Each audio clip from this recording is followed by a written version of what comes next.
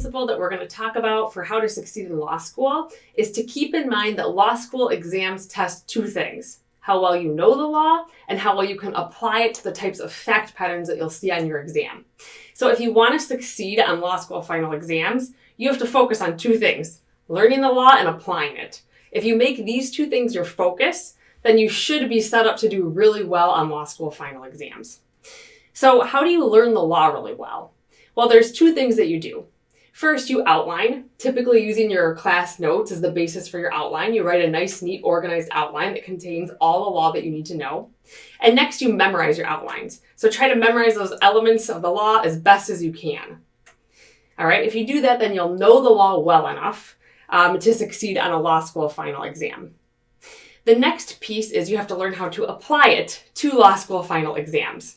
So it's not enough to just know the law. You can know the law and get to a final exam and be all flustered because you haven't practiced application.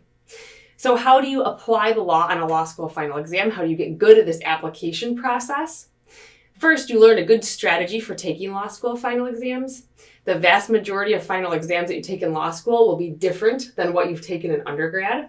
So you need a good strategy. But then second, you actually need to practice that strategy. You can't just learn the strategy and hope that you're going to be good at it.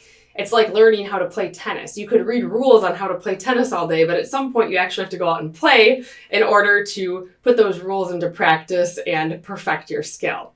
So it's the same thing. You want to do as many law school final practice exams as you can before the actual exam day. So that's principle number 2 for succeeding on law school final exams.